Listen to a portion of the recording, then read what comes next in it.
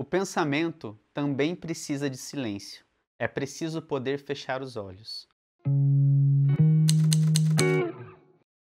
Esses dias eu estava pensando que o Byung-Chul Han ele é muito esperto, porque ele pega as anotações dele, não sei se ele faz a anotação do celular ou ele anota num caderninho, mas ele pega as anotações, transforma num livro pequenininho e vai ganhar uma grana com isso.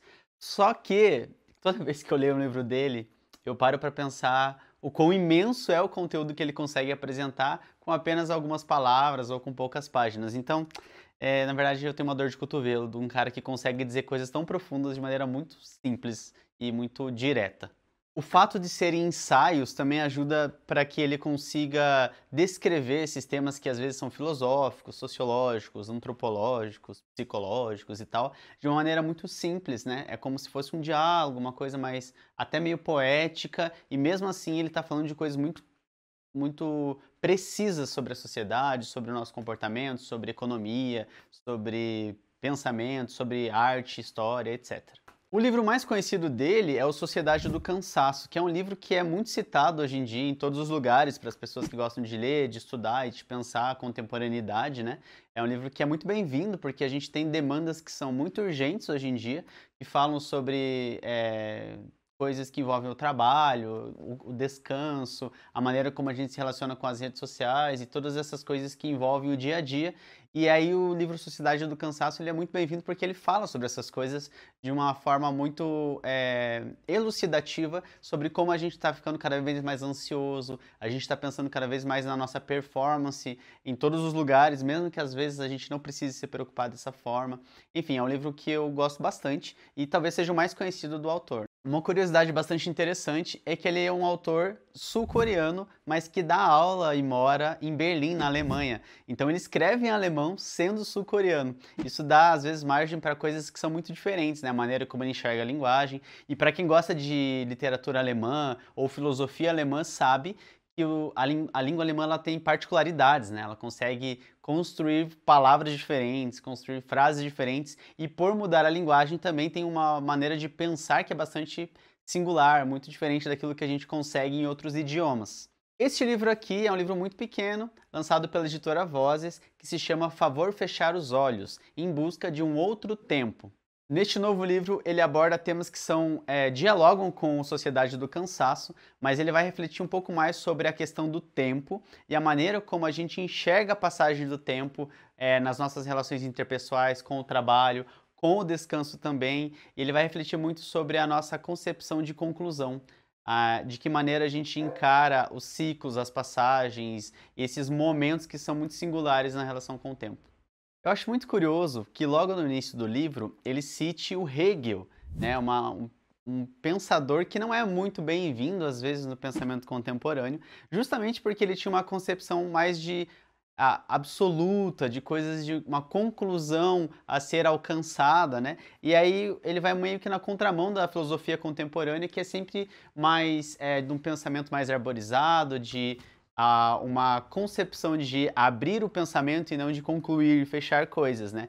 Eu não sou um grande especialista em Hegel, mas eu li um pouco do Deleuze para minha tese de doutorado, e eu sei que o Deleuze era um anti-Hegel no sentido da filosofia dele, né? Não de pessoalmente. Mas eu sei que ele ia para outro caminho e às vezes esse caminho não é muito bem-vindo, justamente porque a gente vive na pós-modernidade com noções cada vez mais abrangentes ou diluídas, com concepções que são cada vez mais abertas e menos fechadas. Então eu já achei curioso ele trazer logo esse pensamento no início para poder argumentar que a gente precisa concluir as coisas, ou seja, que a gente precisa aprender a fechar os olhos. E ele vai utilizar esse pensamento do Hegel para fazer a gente pensar sobre a importância da conclusão dentro do tempo. E aí ele vai dividir, por exemplo, o livro em tempo do silêncio, o bom tempo, o tempo da festa, o tempo do outro e, por último, intempestivamente, que é uma concepção que ele vai trazer uma reflexão sobre uma revolução do tempo. Um dos tempos que ele vai sugerir é o tempo da narrativa. Por que o da narrativa? Porque os livros, as histórias, a maneira como a gente acompanha uma narrativa, ela supõe uma conclusão. Quando você lê um livro, você assiste uma série, você vê um filme, né? A ideia é que se conclua essa história. E essa conclusão, essa concepção de conclusão, ela é muito importante para a nossa vida, porque a gente precisa encerrar os ciclos, né? E o que a gente tem vivido cada vez mais, e ele vai dizer isso no livro, é uma constante descontinuação do fim. Ou seja, a gente não termina as coisas estão sempre abertas. A gente nunca vai entrar numa rede social, por exemplo, e vai olhar uma imagem e apreciar essa imagem ou ver um vídeo e encerrar por ali. A gente sempre vai continuar. Então, a experiência do feed, por exemplo, é uma experiência quase infinita, porque ela não se conclui. Eu posso ficar meia hora, 1 hora, 2 horas e no dia seguinte eu continuarei nesse ciclo. E essa concepção de continuidade está em todo lugar. Quando eu estou trabalhando constantemente. Eu não vou dormir somente porque é o momento do descanso e eu encerrei o dia de trabalho. Eu vou dormir porque eu preciso estar descansado para poder render no dia seguinte. Então é sempre uma concepção de continuidade. A gente não consegue encerrar os ciclos, não consegue encerrar as coisas. E é por isso que ele vai dizer que a gente está cada vez mais doente, né? Porque a gente vai ter uma relação com o tempo que é muito problemática. Então, as histórias, o tempo da narrativa, ele é um outro tempo, um tempo que se encerra. Isso é muito bem-vindo para nós, porque ele é um tempo em que vai na contramão daquilo que a gente vive no dia a dia. Ele é um tempo que vai dar um conforto do final. Ó, agora acabou esse filme, você pode ir para sua casa e nesse momento você encerrou esse ciclo, essa passagem, né? Então é muito importante a gente experimentar esse tempo do encerramento, para que a gente possa de fato viver outras experiências e não ficar contido naquela que nunca encerra. Eu lembro de uma citação do Humberto Eco que está presente no livro O Demônio da Teoria, do Compagnon. Eu lembro que a citação diz que a literatura nos ensina ao fado da morte. Acho que era mais ou menos isso. Mas o que essa citação está dizendo é, olha, a literatura se encerra, ela interrompe. E essa interrupção, ela nos ensina que as coisas são as passagens do tempo, que as coisas que acontecem, elas vão se encerrar em algum momento. Inclusive que nós vamos morrer, e aceitar o fim das coisas é muito importante para a gente ter uma experiência de vida mais completa. Além disso, essa ideia de que a literatura nos ensina ao fado da morte também tem a ver com a conclusão das coisas. Se você toma uma decisão, ela tem consequências. Então isso dói, às vezes é doloroso lidar com essas coisas, às vezes é complicado entender que tem coisas que eu não consigo mudar, tem pessoas com as quais eu não vou saber lidar, enfim. Essa complexidade que é a vida, ela está contida na literatura. Então é uma história, uma passagem do tempo que vai falar de vários temas e vai me ajudar a entender melhor a vida. Então a narrativa, ela não só me ajudará a entender o tempo, a maneira como as coisas podem se encerrar, mas ela também vai me ajudar a entender a vida e as coisas que estão nessa passagem de tempo, nesse momento em que eu estou vivendo isso. Por exemplo, se você vai ler um romance que fala sobre um romance de formação, né, que é um tipo de livro que vai mostrar ali uma passagem da adolescência para a vida adulta ou da adolescência para a juventude, da juventude para a vida adulta. Esse romance de formação pega um momento do tempo da vida daquela pessoa e vai acompanhar uma descoberta, seja uma descoberta sobre a sexualidade, uma descoberta sobre a sua identidade, seu próprio pensamento, a noção de nacionalidade, etc. E aí você acompanha essa passagem de tempo e aí você se encerra. A vida continua, mas aquela passagem de tempo, que é a transição da vida daquela pessoa, se encerrou. Isso é muito satisfatório, porque você entendeu a passagem de maneira mais conclusiva. Enquanto na vida as coisas elas são muito mais diluídas, né? A literatura te ajuda a olhar para esse ponto específico. Então, para um adolescente, talvez seja fundamental ler um livro de formação, um romance de formação, porque ele vai entender melhor o que é enfrentar a adolescência e chegar até a vida adulta. Então, essa ideia da literatura que ensinando o fado da morte, ou seja, dando uma conclusão para algo, de acordo com o Byung-Chul Han, ela é fundamental, porque ela nos ajuda a encerrar coisas, entender coisas. Preciso entender melhor como funciona tal elemento da minha vida, tal tema. Encerrar algo talvez te ajude a dar um senso de completude. E a gente vive constantemente em abertura. A gente continua trabalhando quando sai do trabalho, a gente continua pensando no problema quando deixa de lidar com o problema, a gente continua assistindo uma série pensando na segunda temporada ou projetando uma segunda temporada, a gente nunca aproveita a série em si, né? Isso a gente pode ver até nos filmes hoje em dia.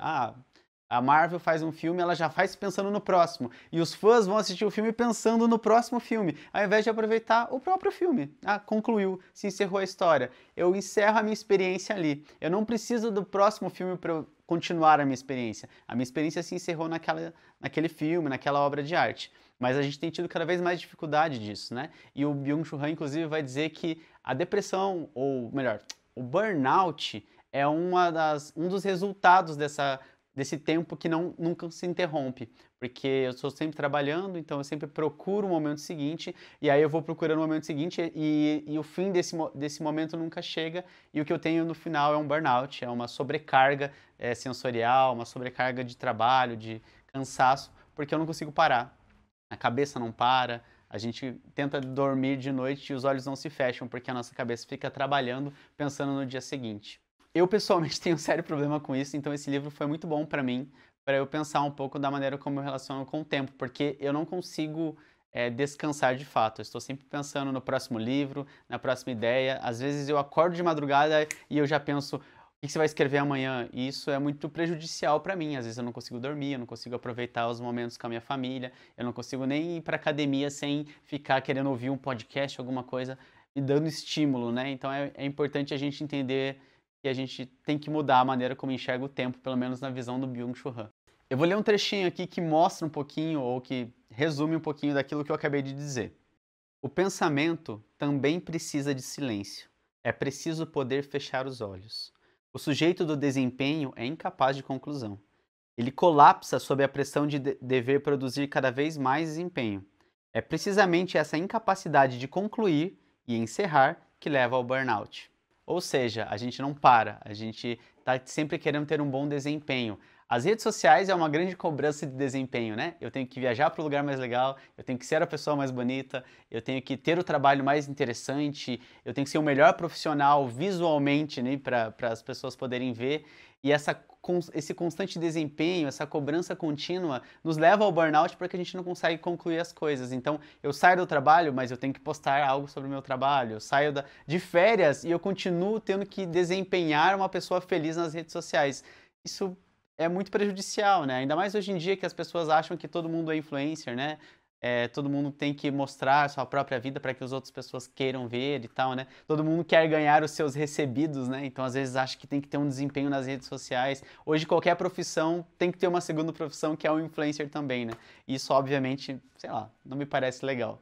Ou seja, saiam todos das redes sociais. Não, mentira, não precisa sair das redes sociais. Mas a gente não precisa lidar com a rede social como uma necessidade de desempenho, né? Assim como acontece em qualquer outro lugar, né? Tipo, Letterboxd. As pessoas vão lá, eu vejo muito filme, ou comentar o tempo todo, né?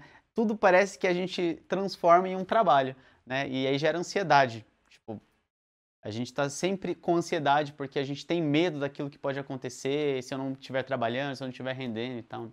Tem alguma coisa que te deixa ansioso? Perguntas. Perguntas me deixam ansioso. Tipo, perguntarem coisas pra você. Isso. Mas aí você me quebra, né? E eu gosto muito desse livro porque ele propõe, para essa ansiedade, para essa contínua tentativa de desempenho, ele propõe o que ele chama de uma revolução do tempo, uma revolução da maneira como a gente enxerga o tempo. E uma das coisas que ele diz é a importância da gente se dedicar ao outro.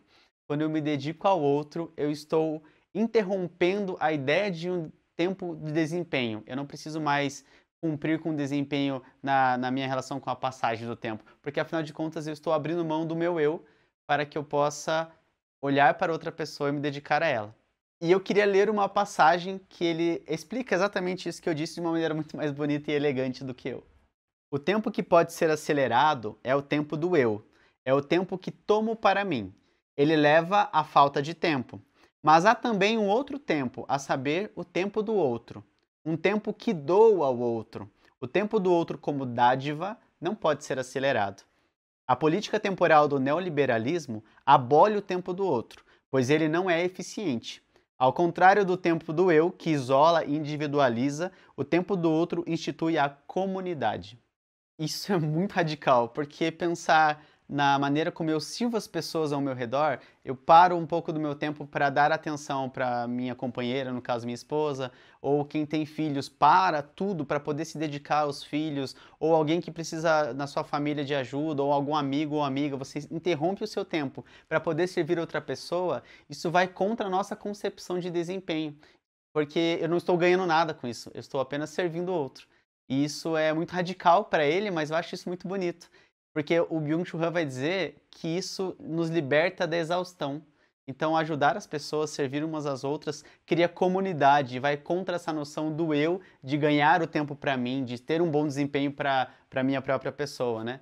É uma forma que ele vai dizer que, inclusive, vai libertar da maneira como a gente trabalha hoje, enxerga a vida hoje, inclusive até da maneira como a gente se cobra a chegar no nível do burnout e até a depressão, né? Ou seja, servir as pessoas, olhar para os outros e servir, utilizar o tempo para o outro é uma forma de se libertar dessa escravidão que a gente criou. Em suma, leiam este livro, vale muito a pena. Ele é curtinho, então a leitura é rápida, mas vale muito a pena para a vida. Eu espero que vocês tenham gostado. Então, se vocês gostaram, já sabem o que devem fazer. Curtam o vídeo, compartilhem com quem também está tentando encontrar outra forma de contemplar a vida. E se inscrevam nesse humilde canal que está começando agora. E é isso aí, vamos todos fechar os olhos a partir de agora e procurar outro tempo. Ele cita o filósofo Hegel, que é um filósofo que hoje em dia